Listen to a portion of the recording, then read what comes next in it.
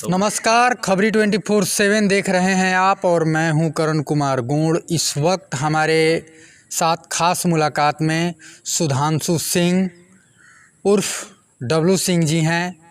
भैरवगंज में इन्हें पहचान की कोई ज़रूरत नहीं है, इन्हें हर कोई पहचानता है।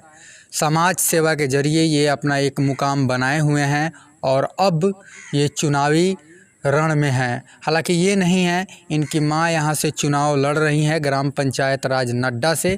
तो आज कुछ बातचीत इनसे होगी पंचायत के ऊपर और इनके जो कार्य रहा है समाज के प्रति उससे भी हम आज आपको रूबरू कराएंगे।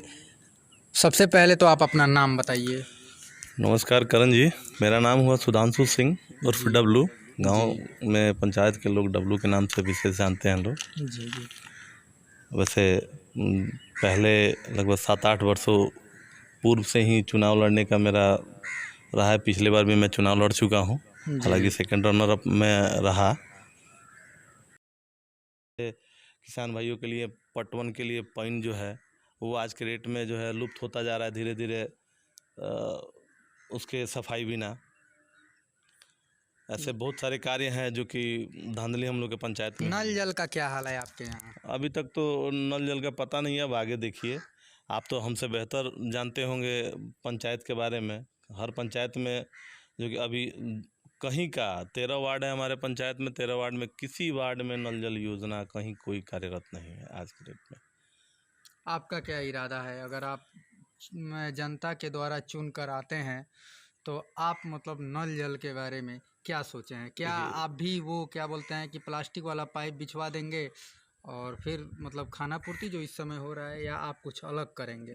देखिए करण जी, हमारे यहाँ जो सरकार द्वारा बनाए गए जो योजना है नल जल योजना, ये एक अपने मायने में इतना बेहतर योजना है, बशर्ते धरती पे जो माने बेहतर ढंग से उसको सुचारू रूप से चालू किया जाए। तो आज हम लोग के हर घर में पानी का कंडीशन इतना बुरा है कि बाहर से हम लोग जो है डिस्टिल वाटर जो है मिनरल वाटर खरीद करके पी रहे हैं लोग, और जिसके चलते उससे भी पूर्णतः रूप से हम लोग को फ़ायदा नहीं मिल पा रहा है।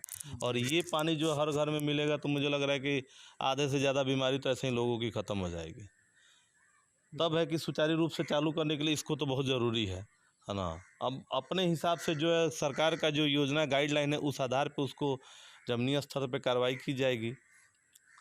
अच्छा, अब आप अपने समाज सेवा के बारे में कुछ बताइए। आपने लोगों के लिए इतने दिनों में कौन कौन सा कार्य किया? अपने उपलब्धि के बारे में कुछ बता दीजिए। देखिए करण जी, समाज सेवा तो बहुत जब से हम होश संभाले तब से कुछ ना कुछ बेहतर समाज के लिए कोई कर भी रहे हैं। अरे हम लोग अपने लिए भी करते हैं, और बेसिकली मैं ग्रीन हरित क्रांति और नीली क्रांति से काफ़ी मेरा लगाव रहा है शुरू से ही। जी पर्यावरण का थोड़ा सा ध्यान देना, जैसे पेड़ पौधा लगाना हुआ, जी। और नीली क्रांति मतलब तालाब। आपको मैं बता दूं, आप हमारे नड्डा गांव की कंडीशन ये है कि चारों दिशा में नड्डा गांव जो अपने आप में एक तालाबों से घिरा पड़ा है। जी जी जी। और ये सारा तालाब जो है सोचिए कि हमारे ही सौजन्य से खुदवाया गया, वो भी विभागीय स्तर से, जी। जिसमें बहुत सारे ऐसे लोग हैं एकड़ में 2 से 3 लाख रुपए की कमाई कर रहे हैं आज के रेट में। यानी कि आप रोजगार पैदा किए हैं अपने पंचायत में। बहुत, और उसका फ़ायदा भी हमको मिला है कि ये नड्डा गांव जो है विलेज ऑफ पॉन्ड्स के नाम से भी जाना गया है। वो बिहार का पहला गांव ऐसा हुआ है। चलिए, इसके लिए मेरे चैनल की तरफ से आपको हार्दिक बधाई और शुभकामनाएं। धन्यवाद। और उम्मीद करते हैं कि आपके जीतने के बाद जो आप अभी उपाधि बता रहे थे, वो ये पूरा आपका नड्डा जो पंचायत है, ये पूरा पंचायत उस उपाधि से विभूषित होगा। बिल्कुल बिल्कुल। युवाओं के लिए आपने क्या सोचा है? वही बात है, कोरोना युवा हैं। देखिए कोरोना काल में बहुत सारे युवा जो हैं उनकी पढ़ाई पे भी असर पड़ा है। बहुत सारे युवा बाहर जो काम कर रहे थे अब सेल्फ अपने कुछ करने के लिए सोच रहे हैं, तो उन लोग के लिए भी बहुत सारा मैंने कई बार बहुत सारे हमारे गांव के युवा लोग का मैंने अपने साथ बैठक किया, उन लोग से बात विचार किया। मैंने बोला भी भाई जिस क्षेत्र में आजकल के डेट में सरकार की बहुत सारी योजनाएं चल रही हैं, वो गाय पालन हो, मुर्गी पालन हो, चाहे बकरी पालन हो या सुअर पालन हो, उसमें बहुत सारा स्कोप है। उस स्तर पे सरकार की बहुत सारी मैंने बेनिफिट भी मिल रही हैं, और जो भी करना चाहे तो उसको आज के पंचायत स्तर पे आपका गाय पालन के लिए मकान भी बन रहे हैं।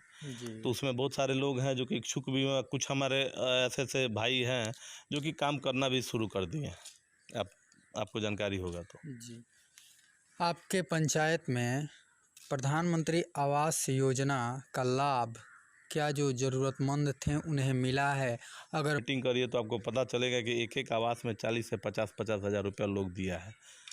ये बात मैं इसलिए पूछ रहा हूँ क्योंकि हो सकता है कि लोकतंत्र में जनता मालिक होती है। जनता अगली बार आपको चुने, सॉरी इस बार अगर आपको चुने तो आप आएँ तो कहीं आप भी वहीं खेल शुरू ना कर दें। इसलिए आपसे पूछ रहा हूँ कि मेरे पास ये रिकॉर्ड रहेगा तो आपको दिखाने के लिए। इसके लिए तो मेरा अतिथि आपको बताएगा कि मैं किस तरह का इंसान रहा हूँ।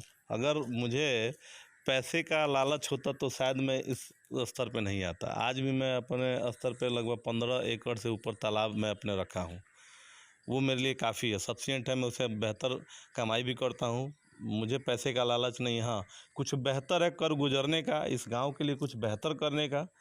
पूर्व में मेरे दादाजी भी इस पंचायत के मुखिया थे और आज भी लोग ये नाम जो है मतलब अछूता नहीं है, कमला प्रसाद सिंह। जी हाँ, उनके बारे में भी लोग जानते हैं। जो भी आज उनके समय रीजन में जिंदा थे उनको पता है कि वो कैसे थे।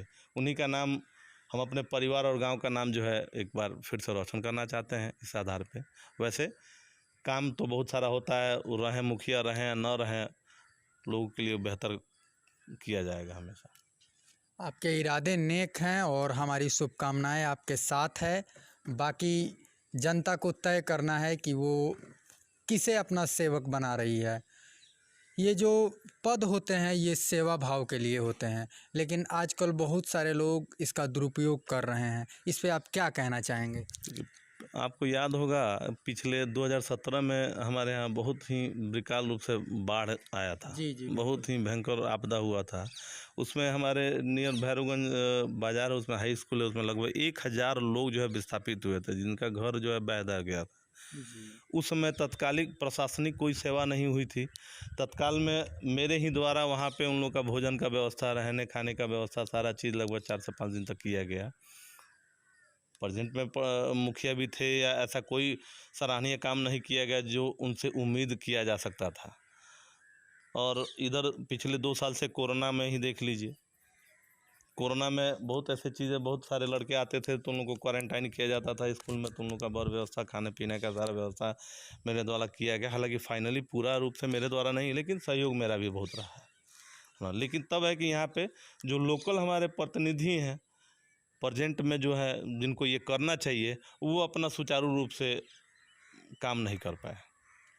ऐसा लोग भी ध्यान दे रहा है और इसी आधार पे मुझे पूरा विश्वास है कि हमारे पंचायत के लोगों का मेरा साथ मिलेगा और बिल्कुल मिलेगा। जो करता है करेगा उसी को साथ मिलेगा। बिल्कुल, जनता जो काम करता है उसी से अपना उम्मीद भी रखती है, और आपने समाज के लिए अगर अच्छा किया है तो जाहिर सी बात है कि समाज के तरफ से आपको समर्थन भी मिलेगा।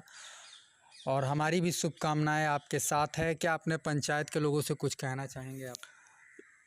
कहना तो बहुत सारी चीज़ें हैं, लेकिन फिर भी अब ये टाइम नहीं है कि अब कहा जाए। अब पंचायत के लोगों से यही मेरा कहना होगा कि अरे 5 साल 7 साल पहले मैंने क्या किया ये सब उनको पता है।